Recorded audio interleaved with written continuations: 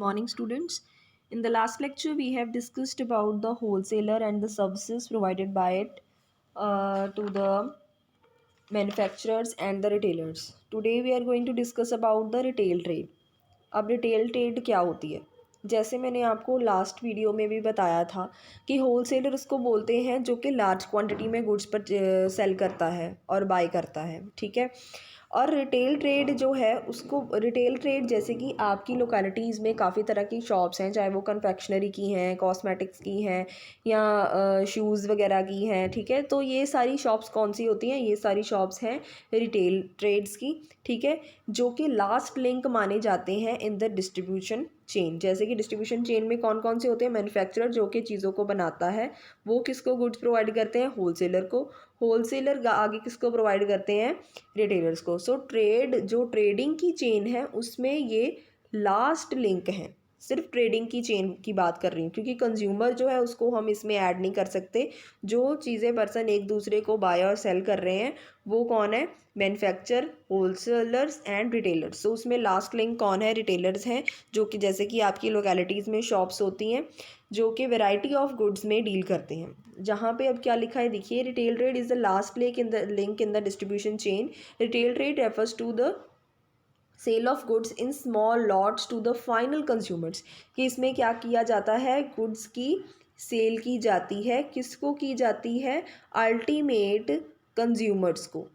Ultimate consumers किनको बोलते हैं? जिन्होंने मेनली गुड्स को जो है वो परचेज़ किसके लिए करना है? अपने लिए करना है। जैसे कि आप किसी कन्फेक्शनरी की शॉप पे कुछ पेस्ट्रीज़ लेने जाते हो तो आप क्यों लेने जा रहे हो? वो आपने पेस्ट्रीज़ क्या करनी है? आगे थोड़ी सेल करनी है। वो पेस्ट्रीज़ आपने खुद जो है वो कंज्यूम करनी है, खानी है। तो आप क्या हो? आप फाइनल कंज्यूमर्स हो। सो रिटेल ट्रेड किसको बोलते हैं? रिटेल ट्रेड उसको बोलते हैं जहाँ पे गुड्स की जो सेलिंग है वो अल्टीमेटली किसको की जाती है? फाइनल कंज्यूमर्स को की जाती है। A retailer buy goods from a wholesaler. आपको पता है कि रिटेलर गुड्स कहाँ से परचेज करता है? रिटेलर लेता है कहाँ से? होलसेलर से, ठीक है। एंड जो और उस गुड्स को कहाँ पे सेल करता है? उस गुड्स को सेल करता है कंज्यूमर्स को, ठीक है। इस तरह से ये चेन काम करती है। सो जैसे होलसेलर एक तरह का मिडलमैन का काम करता था। होलसेलर किसके अंडर मिडलमैन था? मैन्युफैक्चरर के अंडर एंड रिटेलर्स के अंदर। उसी तरह जो ये रिटेलर है ये मिडलमैन है होलसेलर एंड कंज्यूमर के बिटवीन, ठीक है। रिटेलर क्या है? एक मिडलमैन है between the wholesaler and the consumer.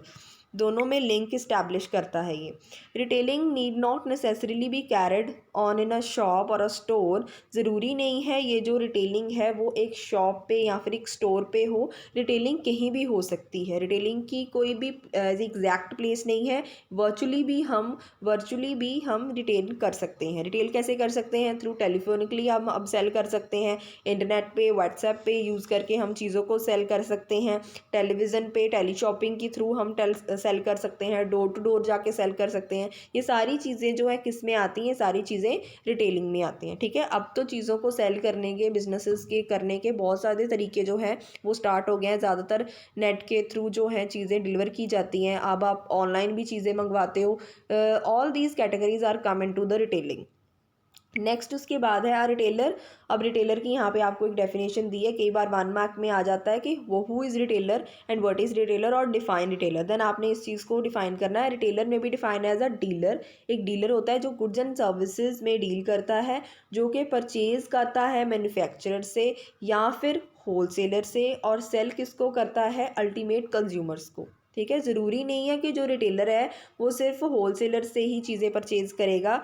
वो कई बार डायरेक्टली मैन्युफैक्चरर से भी चीज़ें जो है परचेज़ कर लेता है, बट सेल किसको करता है? कंज्यूमर को, ठीक है। The person who carries on retail trade. जो पर्सन रिटेल ट्रेड करता है उसको क्या बोलते हैं? रिटेलर बोलते हैं। देन आपको यहाँ पे इसके फीचर्स दिए हैं that are very easy. Like he is a last link, he और she is the last link in the distribution chain. Retailer क्या होता है? लास्ट लिंक होता है। वो वाइड वैरायटी की गुड्स सेल करता है। किसको? Directly to the consumer.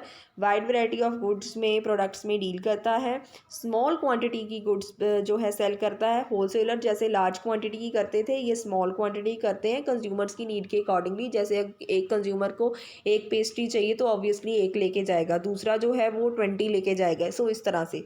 Then दूसरा, retailer is generally located in the residential areas में रिटेलर्स जो हैं वो होते हैं, ठीक है। जैसे आपको पता है जो फैक्ट्रीज़ वगैरह होती हैं वो रेजिडेंशियल एरियाज़ में नहीं होती, वो रेजिडेंशियल एरिया के बाहर होती हैं। इसी तरह बट जो रिटेलर्स हैं जो सीधा डायरेक्टली कंज्यूमर के साथ डील करते हैं वो कहाँ होते हैं, रेजिडेंशियल एरियाज़ में होते हैं। Retailers maintain personal relation with the customers, कब, अब क्योंकि वो डायरेक्टली कस्टमर्स के साथ डील करते हैं तो कई बार उनके पर्सनल रिलेशंस भी बन जाते हैं कस्टमर्स के साथ। देन रिटेलर्स कॉन्टैक्ट करते हैं कंज्यूमर्स को टेलीफोनिकली, इंटरनेट पे, टीवी पे और शोरूम्स के थ्रू। देन लास्ट आ जाता है, retailer is a middleman between the wholesaler and the customer. I think it's all clear to you. Next उसके बाद जैसे कि हमने होलसेलर की सर्विसेज की थी वैसे ही आ जाती हैं रिटेलर्स की सर्विसेज की रिटेलर किस किस को सर्विसेज प्रोवाइड करता है। रिटेलर मेनली सर्विसेज प्रोवाइड करता है क्योंकि रिटेलर जो है आपको पता है किसके बीच में मिडल मैन है, होलसेलर के बीच में एंड कंज्यूमर में। सो इसी तरह ये सर्विसेज भी इनको प्रोवाइड करेगा, होलसेलर को और कंज्यूमर को। सबसे पहले ये कंज्यूमर के लिए सर्विसेज प्रोवाइड करेगा, क्या करेगा, उन्हें रेगुलर और क्विक सप्लाई करेगा गुड्स की, ठीक है। जैसे कि अगर हम किसी शॉप पे जाते हैं तो वो रिटेलर जो है पूरी कोशिश करता है हमारी नीड्स को फुलफ़िल करने के लिए। कई बार क्या होता है कि हम किसी शॉप में जाते हैं और उस शॉप पे वो चीज़ नहीं भी होती तो वो साथ वाली शॉप से लेके आके कहीं से भी अरेंज करके हमको प्रोवाइड करते हैं, ठीक है। सो क्या करते हैं, क्विक सप्लाई ऑफ गुड्स करते हैं। नेक्स्ट क्या है, वाइड वैरायटी, कि जो रिटेलर्स हैं वो वाइड वैरायटी की चीज़ें जो है हमें प्रोवाइड करते हैं। जैसे कि अगर हम एक क्रीम भी खरीदने जाएं तो वो डिफरेंट ब्रांड्स की निकाल के हमको दे देते हैं, ठीक है। सो वहाँ पे वाइड वैरायटी ऑफ गुड्स हमें मिल जाते हैं। नेक्स्ट क्या है, गाइडिंग कंज्यूमर, जो रिटेलर हैं वो चीज़ें प्रोवाइड करने के साथ साथ कंज्यूमर को गाइड भी करते हैं, उसको हेल्प भी करते हैं चीज़ों को सिलेक्ट करने के लिए, ठीक है। लाइक अगर हम कोई भी चीज़ परचेज़ करने चाहें, कोई मोबाइल फ़ोन परचेज़ करने जाएं तो रिटेलर हमारी हेल्प करता है कि कौन सा मोबाइल फ़ोन हमारे लिए हमारे बजट के अंडर होगा, कौन से मोबाइल फ़ोन के अंदर हमारे अकॉर्डिंगली हमें फ़ीचर्स मिल जाएंगे, ठीक है। नेक्स्ट क्या है, demonstration and after sale services. अगर हम कोई इलेक्ट्रॉनिक गैजेट्स खरीदने जाएं तो उस टाइम पे रिटेलर्स ही ऐसे होते हैं जो हमें डेमो देके दिखाते हैं कि आपने इस चीज़ को इस तरह से यूज़ करना है। कोई रेफ्रिजरेटर यूज़ करना है तो रेफ्रिजरेटर लेना है, टीवी लेना है, वॉशिंग मशीन लेनी है। सो इस तरह के अगर कोई गैजेट्स हम परचेज़ करने जाएँ, कोई लैपटॉप खरीदने जाएँ तो उसका सारा डेमो जो है वो हमें दे के दिखाते हैं कि हाँ जी आपने इसको इस तरह से यूज़ करना है। और साथ साथ हमें आफ्टर सेल सर्विसेज भी प्रोवाइड करते हैं। आफ्टर सेल सर्विसेज मतलब सेल कर लिया देन उसकी इंस्टॉलेशन भी करके जाते हैं घर पे। हम अगर हमने एसी परचेज़ किया है तो वहाँ पे भी बताते हैं कि इसकी इस तरह से कूलिंग होगी, इस तरह से आप इसको सेट करोगे, और घर पे आके उसको इंस्टॉल भी करके जाते हैं। नेक्स्ट उसके बाद है होम डिलीवरी। ये भी चीज़ इसी में आ जाती है कि जो रिटेलर्स हैं वो होम डिलीवरी भी करते हैं डोर स्टेप पे। अब जैसे कि लॉकडाउन में ये चीज़ बहुत ज़्यादा यूज़ की है हम सभी ने, क्योंकि हम अपने घर से बाहर नहीं निकल सकते थे तो हमें रिटेलर्स जो थे वो घर पे चीज़ें प्रोवाइड करके जाते थे with the help of home delivery. Next है कन्वीनियंट लोकेशन। ज़्यादातर जो रिटेल स्टोर्स होते हैं वो रेजिडेंशियल एरियाज़ पे होते हैं लिटरली, और ये हमें प्रोवाइड करते हैं हर एक तरह की चीज़ें और कन्वीनियंटली हम यहाँ पे पहुँच भी जाते हैं और चीज़ें बाय भी कर लेते हैं। नेक्स्ट है क्रेडिट फैसिलिटी।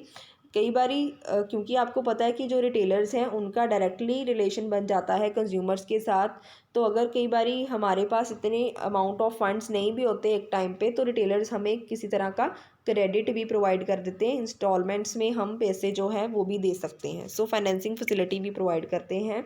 कौन प्रोवाइड करते हैं, retailers to the consumers, ठीक है। So this was all about the services which is provided by the retailers to the consumer. Next उसके बाद आ जाती हैं और वो सर्विसेज किसको प्रोवाइड करते हैं, होलसेलर्स को एंड मैन्युफैक्चरर्स को, जिनसे वो गुड्स परचेज़ करते हैं रिटेलर्स, ठीक है।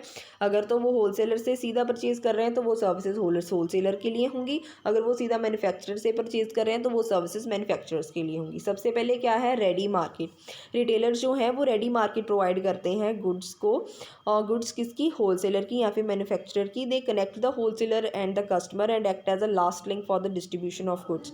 क्योंकि आपको पता है जो रिटेलर है वो एक तरह का मिडलमैन का काम करता है तो होलसेलर में और कंज्यूमर्स में, ठीक है, वो उन दोनों में लिंक इस्टेब्लिश करने में हेल्प करता है। कंज्यूमर को इन्फॉर्म करता है होलसेलर के प्रोडक्ट्स के बारे में, और होलसेलर को इन्फॉर्म करता है कंज्यूमर के बारे में कि कंज्यूमर की क्या क्या नीड्स हैं, ठीक है। तो इस तरह वो होलसेलर के गुड्स के लिए मार्केट को रेडी रखता है। जैसे कोई न्यू प्रोडक्ट लॉन्च होने वाला है तो उसके लिए वो पहले ही अपने कस्टमर्स को रेडी करने लग जाता है, रिटेलर्स, कि हाँ जी भी इस तरह का प्रोडक्ट आने वाला है, आप 2-3 दिन उसके लिए वेट कीजिए प्लीज़, वो आपको मिल जाएगा ईजिली। सो इस तरह से वो रेडी करके रखता है मार्केट किसी न्यू प्रोडक्ट के लिए भी। नेक्स्ट उसके बाद आता है इन्फॉर्मेशन, जो कि ऑटोमेटिकली आपको अभी क्लियर है कि जो है इंफॉर्मेशन प्रोवाइड की जाती है होलसेलर को कंज्यूमर के द्वारा इंफॉर्मेशन, कंज्यूमर के बारे में इंफॉर्मेशन प्रोवाइड की जाती है, और कस्टमर को होलसेलर के प्रोडक्ट्स के बारे में इंफॉर्मेशन प्रोवाइड की जाती है, ठीक है। नेक्स्ट है रिस्क बेयरिंग। जैसे होलसेलर कई बार रिस्क बियर करता है, वैसे रिटेलर भी शेयर करता है रिस्क मैन्युफैक्चरर के साथ और होलसेलर के साथ by keeping the stock of their goods, कि रिटेलर्स भी अपने पास काफ़ी स्टॉक ऑफ गुड्स जो है कई बार रख लेता है, जिससे उनका रिस्क दोनों का शेयर हो जाता है। नेक्स्ट क्या है, distribution of goods at distance places. Retailers relieve the wholesalers and manufacturer from the burden of collecting and supplying small orders to widely scattered customers. Retailers help in distribution of goods to the distant parts of the country. अब क्योंकि जो wholesalers हैं या जो manufacturers हैं उनकी जो industry है या उनकी जो फैक्ट्री है वो तो एक ही जगह पे है, वो अपने गुड्स को ज़्यादा दूर तक तो फैला के नहीं लेके जा सकते, ज़्यादा दूर तक वो ट्रांसपोर्ट नहीं कर सकते। सो ज़्यादा दूर तक अपनी गुड्स को ट्रांसपोर्ट करने के लिए कौन हेल्प करता है, इनकी हेल्प की जाती है रिटेलर्स के द्वारा, ठीक है। जो अलग अलग तरह के रिटेलर्स होते हैं वो इनकी हेल्प करते हैं इनकी गुड्स को पूरी इंडिया में या पूरी लोकेलिटी तक पहुंचाने के लिए, ठीक है। So this was all about the services which is provided by the retailer to the consumer as well as to the wholesaler and the manufacturer. Next उसके बाद आ जाती हैं क्लासिफिकेशन ऑफ रिटेलर्स। रिटेलर जो हैं वो इस बेसिस पे classify किए गए हैं मेनली 5 बेसिस के ऊपर। सबसे पहला क्या है, size. Retailers differ in size from small stores to the big departmental stores. कई रिटेलर्स जो होते हैं वो स्मॉल स्टोर्स होते हैं, स्मॉल स्टोर्स में अपना काम जो है वो अपनी गुड्स एंड सर्विसेज हैं डिलीवर करते हैं। कई जो है वो बिग डिपार्टमेंटल स्टोर्स खोल के बैठे होते हैं। So some customers prefer to visit large retail stores and some prefer to go on the small shops. कई बारी कुछ रिटेलर जो हाई क्लासेस के कस्टमर्स होते हैं उनको होता है कि उनको एक रूफ़ के अंदर ही सारी चीज़ें मिल जाएं, एक जगह पे ही सारी चीज़ें मिल जाएं, उन्हें बार बार अलग अलग तरह की चीज़ें खरीदने के लिए अलग अलग शॉप्स पे ना जाना पड़े, तो वो डिपार्टमेंटल स्टोर्स में जाना पसंद करते हैं as compare to the small stores. तो साइज़ के बेसिस के ऊपर भी रिटेलर्स जो हैं वो 2 टाइप्स के हैं, small stores and big departmental store. Then उसके बाद है प्रोडक्ट मिक्स। प्रोडक्ट मिक्स के अंदर क्या होता है, another the criteria for the classification of retail stores is the types and the variety of product kept at the retail showroom. जो हमारे रिटेलर्स होते हैं, जो रिटेल शोरूम पे वो अपना गुड्स डिलीवर करते हैं, वहाँ पे उन्होंने वाइड वैरायटी ऑफ गुड्स जो हैं वो रखे होते हैं। And the stores keeping a wide range of different lines of products are called journal stores and departmental store, whereas store dealing with one line of product are known as single line. Like जो departmental stores होते हैं, जो आपको मैंने बताया, जो departmental stores होते हैं वहाँ पे हमें वाइड वैरायटी ऑफ प्रोडक्ट्स मिल जाते हैं, अलग अलग तरह की मिलती है। लाइक फूड ग्रेन्स भी वहाँ पे ही मिल जाती हैं, कन्फेक्शनरी की चीज़ें भी, कॉस्मेटिक्स की भी मिल जाती हैं, ठीक है। देन गारमेंट्स की चीज़ें भी एक ही डिपार्टमेंटल स्टोर पे हमें मिल जाती हैं, ठीक है। सो अगर हम डिपार्टमेंटल स्टोर की बात करें, दूसरे स्टोर्स होते हैं जो जिनको हम सिंगल लाइन स्टोर और स्पेशलिटी स्टोर्स कहते हैं, वहाँ पे एक तरह की चीज़ें ही होती हैं, या तो वहाँ पे सिर्फ शूज़ ही होंगे, या फिर वहाँ पे सिर्फ और सिर्फ गारमेंट्स ही होंगे, या फिर वहाँ पे सिर्फ और सिर्फ फूड ग्रेन्स ही होंगे, ठीक है, जो कि वन लाइन ऑफ प्रोडक्ट में डील करते हैं। सो प्रोडक्ट मिक्स के बेसिस के ऊपर भी 2 तरह से गुड्स जो हैं वो डिवाइड किए गए हैं। एक साइज़ के बेसिस पे किया था, departmental store and small shops के बड़े स्टोर्स और छोटी शॉप्स, एंड प्रोडक्ट के बेसिस पे जो एक प्रोडक्ट में डील करते हैं, और डिपार्टमेंटल स्टोर्स आ जाता है दूसरा जो वाइड वैरायटी ऑफ प्रोडक्ट्स में डील करते हैं। नेक्स्ट उसके बाद है pricing. Generally retailers add their profit margin and fix the price of the products, ठीक है। जैसे उन्होंने जो रिटेलर्स होते हैं, अगर उन्होंने एक बिस्किट का पैकेट होल सेलर से 10 रुपीज़ में ख़रीदा है, तो वो रिटेलर्स जो रिटेलर्स हैं वो आगे कंज्यूमर को वही वाला पैकेट जो है वो 20 का या 15 का बेचेंगे अपना मार्जिन बीच में डाल के, ठीक है। But some retailer sell the goods at fix price. So कुछ रिटेलर्स होते हैं जो फिक्स प्राइस शॉप्स उन्होंने डिलीवर फिक्स प्राइस शॉप्स रखी होती हैं और वो उसके अंदर वो गुड्स डिलीवर करते हैं। कुछ जो होते हैं वो परमिट कर देते हैं बार्गेनिंग को कि सबसे पहले वो 200 की चीज़ बताते हैं, फिर बार्गेनिंग करके करके वो 150 पे आ जाते हैं, ठीक है। और कई कह देते हैं कि हाँ जी भी हमारा प्राइस जो है फिक्स्ड है, हम यहाँ से इसको चेंज नहीं करेंगे। सो इस तरह से भी कुछ रिटेलर जो है प्राइसिंग के बेसिस पे भी डिवाइड किए गए हैं, ठीक है। देन दूसरा है सर्विस लेवल।